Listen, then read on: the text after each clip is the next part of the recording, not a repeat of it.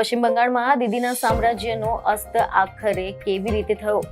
મમતા બેનર્જીના 15 વર્ષના શાસનનું પતન અને પરિવર્તનની રમત પાછળ કોણે ખેલ પાડ્યો? તો ચાલો જાણીએ એ 5 મુખ્ય કારણો કે જેણે મમતા બેનર્જીને સત્તા પરથી પદભ્રષ્ટ કર્યા અને બંગાળમાં પરિવર્તનની લહેર લાવી દીધી. નમસ્કાર દર્શક મિત્રો, દિલોક સત્તા શોમાં આપનું સ્વાગત છે. દર્શક મિત્રો, પશ્ચિમ બંગાળ એક એવું રાજ્ય કે જ્યાં રાજકારણ માત્ર સત્તા સુધી મર્યાદિત નથી, પરંતુ તે ભાવનાઓ, ઓળખ, સંસ્કૃતિ અને વિચારધારાઓનું અથડામણ પણ છે. વર્ષો સુધી અહીંયા એક નામ રાજ કર્યું હતું, એક એવી નેતા કે જે રસ્તાઓ પરથી ઉઠીને સત્તાના શિખર સુધી પહોંચી હતી, જેને લોકો દીદી તરીકે ઓળખે છે અને જેમણે ડાબેરીઓના 34 વર્ષ જૂના મજબૂત ગઢને મૂળમાંથી ઉખેડીને ફેંકીને બંગાળની સત્તા કબજે કરી હતી. આ છે મમતા બેનર્જી. પરંતુ હવે ચિત્ર બદલાયું છે. પશ્ચિમ બંગાળની ધરતી પર ફરી એકવાર ઇતિહાસ રચાઈ ગયો છે. પરંતુ આ વખતે આ ઇતિહાસ મમતા બેનર્જીના પક્ષમાં નહીં, પરંતુ તેમની વિરુદ્ધમાં લખાયો છે. મમતા બેનર્જીના 15 વર્ષ લાંબા શાસનનો આખરે અંત આવ્યો છે. 15 વર્ષ સુધી સતત શાસન કર્યા પછી તેમની સરકારને એક એવી હારનો સામનો કરવો પડ્યો છે કે જે માત્ર ચૂંટણીના પરિણામ નથી, પરંતુ રાજકીય યુગના અંતની ઘોષણા જેવી લાગે છે. પશ્ચિમ બંગાળની રાજનીતિમાં પહેલીવાર ભારતીય જનતા પાર્ટીએ એવું પ્રદર્શન કર્યું છે કે તે રાજ્યની સત્તા સુધી પહોંચી ગઈ છે.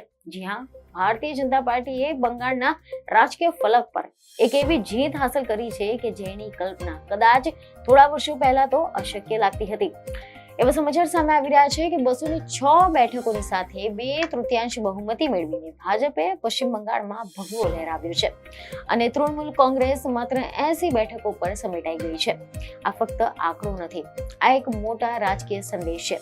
આ કહાની છે વિશ્વાસના તૂટવાની, વચનોના પરીક્ષણના અને મતદારોના મનમાં આવેલા પરિવર્તનની. અને સૌથી ચોંકાવનારી વાત એ છે કે ખુદ મમતા બેનર્જી પોતાની પરંપરાગત બેઠક ભવાનીપુર પરથી ભાજપના નેતા સુવેન્દુ અધિકારી સામે હારી ગયા છે. આ હાર માત્ર એક બેઠકની હાર નથી, પરંતુ એક આખી વિચારધારા અને એક મજબૂત શાસન મોડલની હાર છે. મમતા બેનર્જીએ આ હારને સ્વીકારવાના બદલે ચૂંટણી પંચ અને કેન્દ્ર સરકાર પર વોટ ચોરી અને અનૈતિક જીતના ગંભીર આરોપો લગાવ્યા છે. પરંતુ લોકશાહીમાં જનતાનો ચુકાદો સર્વોપરી હોય છે. પરંતુ સવાલ એ થાય છે કે આખરે આવું કેમ થયું? શું કારણ છે કે જે નેતા 15 વર્ષ સુધી લોકોના દિલ જીતી રહ્યા હતા, દિલ ઉપર રાજ કરી રહ્યા હતા, તે અચાનક આટલી મોટી હારનો સામનો કરે છે? શું આ માત્ર રાજકીય લહેર છે કે પછી એક ઊંડા અસંતોષ છે? આજે આપણે એ 5 મુખ્ય કારણો જાણીશું કે જેણે મમતા બેનર્જીને સત્તા પરથી પદભ્રષ્ટ કર્યા છે અને બંગાળમાં પરિવર્તનની લહેર લાવી દીધી છે. આપણે એક એક પરત ખોલીશું, એક એક કારણ સમજવાનો પ્રયાસ કરીશું અને જાણીશું કે આ બદલાવની પાછળનું સત્ય શું છે. તો દર્શક મિત્રો, મીડિયા અહેવાલ અનુસાર એવી માહિતી સામે આવી રહી છે કે કેટલાક રાજકીય નિષ્ણાતોનું માનવું છે કે આ પતનનું સૌથી પહેલું અને સૌથી મહત્વનું કારણ છે મહિલા મતદારોનો બદલાયેલો મિજાજ. જી હા, પશ્ચિમ બંગાળમાં મહિલાઓ હંમેશા મમતા દીદીની સૌથી મોટી તાકાત રહી છે. કુલ મતદારોમાં 50% કરતા વધુ મહિલાઓ છે અને લાંબા સમય સુધી આ મહિલાઓ મમતા બેનર્જીનો મજબૂત આધાર રહી છે. લક્ષ્મી ભંડાર હોય, કન્યાશ્રી અને સુબજ સાથી જેવી યોજનાઓ દ્વારા મમતા સરકારે મહિલાઓના દિલ જીત્યા હતા. યોજનાઓએ લાખો મહિલાઓના જીવનમાં ફેરફાર લાવ્યો હતો. ગરીબ પરિવારોને આર્થિક મદદ, છોકરીઓને શિક્ષણ માટે પ્રોત્સાહન અને સાયકલ જેવી સુવિધાઓ આપી હતી. આ બધાએ મમતા દીદીની છબીને એક કલ્યાણકારી નેતા તરીકે મજબૂત બનાવી દીધી હતી. ગરીબ અને મધ્યમ વર્ગની સ્ત્રીઓને લાગતું હતું કે દીદી તેમના માટે લડી રહ્યા છે. પરંતુ છેલ્લા 2 વર્ષમાં આ પરિસ્થિતિ આખી બદલાઈ ગઈ. આરજીકર મેડિકલ કોલેજની દુર્ઘટના અને ત્યારબાદ ફાટી નીકળેલા વિરોધ પ્રદર્શનોએ મહિલાઓમાં સુરક્ષાને લઈને એક મોટો ફાડકો પેદા કર્યો છે. આ ઘટના બાદ મહિલાઓના મનમાં પેદા થયેલો આ ડર જ ટીએમસીના પતનના પાયાનું કારણ બન્યું છે. આ વખતે મહિલાઓના મનમાં સુરક્ષાનો પ્રશ્ન ઉભો થયો. છેલ્લા કેટલાક વર્ષોમાં મહિલાઓ સામે થયેલી જે ઘટનાઓ છે તેને એક ડર ઉભો કર્યો હતો કે શું આપણે સુરક્ષિત છીએ? આ સવાલ મતદાન બૂથ સુધી પહોંચી ગયો. ઘણા વિસ્તારોમાં તો મહિલાઓ હવે ખુલ્લેઆમ કહ્યું કે તેઓ હવે ડર અનુભવે છે. ખાસ કરીને રાત્રે બહાર નીકળવું પણ મુશ્કેલ બન્યું છે. આ અસુરક્ષાની ભાવનાએ મમતાના મજબૂત મત બેંકને હચમચાવી દીધો. મહિલાઓને અહેસાસ થયો કે માત્ર આર્થિક મદદ પૂરતી નથી, સુરક્ષા અને સન્માન સૌથી મહત્વના છે. પાનીહાટીમાં આરજીકર પીડિતાના જે માતા છે તેમને ભાજપે ટિકિટ આપી અને ભાજપની ટિકિટ પરથી લડીને તેમણે જે ભવ્ય વિજય મેળવ્યો તે જ બતાવે છે કે બંગાળની મહિલાઓ હવે સુરક્ષાના મુદ્દે કોઈ પણ બાંધછોડ કરવા માટે તૈયાર નથી. આના પછી બીજું મોટું કારણ છે SIR એટલે કે વોટર લિસ્ટમાં કરાવાયેલા જે સુધારા છે તે. એવી ખબરો છે કે પશ્ચિમ બંગાળમાં વર્ષોથી એવી ફરિયાદો ઉઠી રહી છે કે મતદાર યાદીમાં લાખો સંખ્યામાં મૃત વ્યક્તિઓ અને નકલી મતદારોના નામ છે, જેનો સીધો ફાયદો સત્તાધારી પક્ષ ઉઠાવતો આવ્યો છે. આ વખતે ચૂંટણી પંચે સઘન ઝુંબેશ ચલાવીને 90 લાખથી વધુ નામો યાદીમાંથી દૂર કર્યા હતા. આ આંકડો પોતે જ બતાવે છે કે આ આંકડો કેટલો મોટો બદલાવ લાવ્યો છે. આ પગલાએ ચૂંટણીના પરિણામ પર સીધી અસર કરી છે. ભાજપનો દાવો હતો કે આ નામો TMCની વોટ બેંક હતા કે જે ગેરકાયદેસર રીતે ઉભા કરવામાં આવ્યા હતા. પરંતુ રાજકીય વિશ્લેષકો માને છે કે જો આ 90 લાખ નામ દૂર ન થયા હોત તો કદાચ આજે પરિણામ કંઈક અલગ સામે આવ્યું હોત. 4.3% જેટલા મતદારો કે જેમને મતદાન પ્રક્રિયામાંથી દૂર કરવામાં આવ્યા હતા, તેમાં મોટી સંખ્યામાં એવા લોકો હતા કે જો પરંપરાગત રીતે TMCના સમર્થક હતા. અને આ એક એવું ટેકનિકલ કારણ છે કે જેણે ચૂંટણીના પરિણામોના ગણિતને સંપૂર્ણપણે ફેરવી નાખ્યું હતું.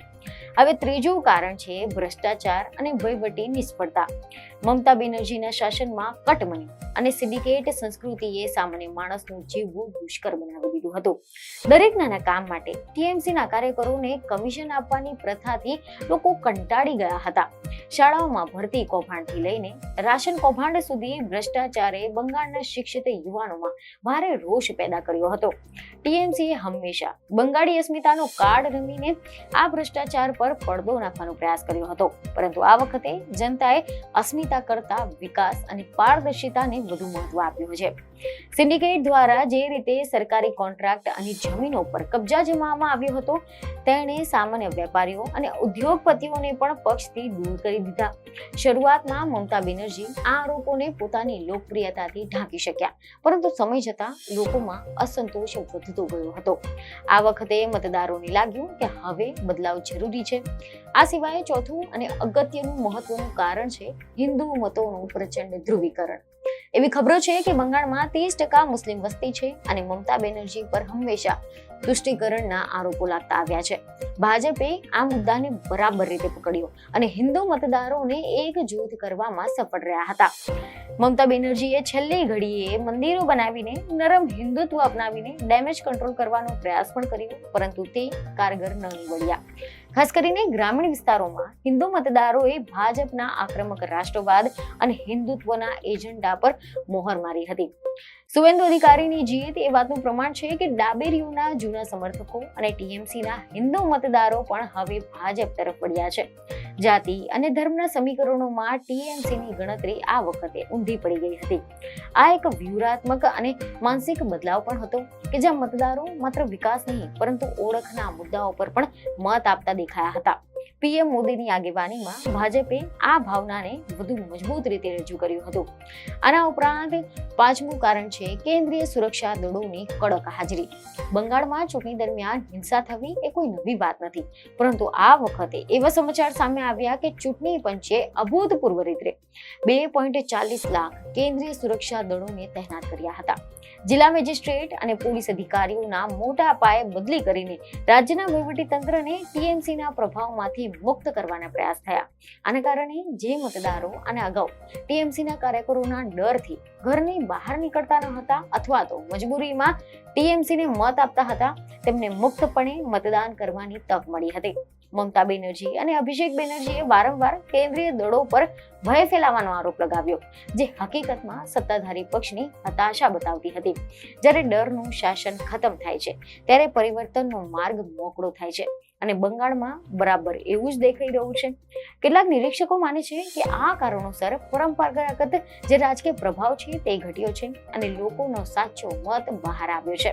આ તમામ પરિબળોએ મળીને એક એવો માહોલ બનાવ્યો કે જેમાં બદલાવ અનિવાર્ય બની ગયો અને અંતે પરિણામ સૌના સામે આવ્યું છે. સુવેન્દુ અધિકારી જેવી નેતાઓએ મમતા દીદીને સીધી જ ટક્કર આપીને જીત મેળવી લીધી અને આમ 15 વર્ષના શાસન પછી જ્યારે કોઈ નેતા સત્તા ગુમાવે છે ત્યારે તે માત્ર એક હાર નથી હોતી, પરંતુ જનતા દ્વારા આપવામાં આવેલો એક કડક સંદેશ હોય છે કે સત્તા કાયમી નથી હોતી અને અહંકાર તેમજ ભ્રષ્ટાચારનો અંત નિશ્ચિત છે. બંગાળમાં હવે ભાજપના નવા યુગની શરૂઆત થઈ ગઈ છે. ત્યારે જોવાનું એ રહેશે કે જે પરિવર્તનનું વચન આપીને તેઓ સત્તામાં આવ્યા છે, શું તે બંગાળની જનતાને અપેક્ષાઓ પર ખરા ઉતરી શકશે કે કેમ?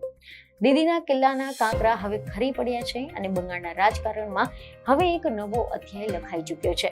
હવે સવાલ એ છે કે શું આ માત્ર એક ચૂંટણીનું પરિણામ છે કે પછી એક લાંબા ગાળાનું રાજકીય પરિવર્તન? શું ટીએમસી ફરીથી ઊભી રહી શકશે? શું મમતા બેનર્જી ફરીથી પોતાની પકડ મજબૂત કરી શકશે કે પછી પશ્ચિમ બંગાળ હવે નવા રાજકીય યુગના પ્રવેશ કરી ચૂક્યું છે? આ કહાની અહીંયા પૂર્ણ નથી થતી, આ તો માત્ર શરૂઆત છે. કારણ કે રાજકારણમાં કોઈ પણ અંત ક્યારેક અંતિમ નથી હોતો, તે હંમેશા એક નવી શરૂઆતનો સંકેત હોય છે અને પશ્ચિમ બંગાળમાં હવે એ નવી શરૂઆત થઈ ગઈ છે. તો હવે આ વિષય પર તમારું શું કહેવું છે તે મને કમેન્ટમાં જરૂરથી જણાવો. બીજી ખબરો સાથે ફરી મળીશું. ધન્યવાદ.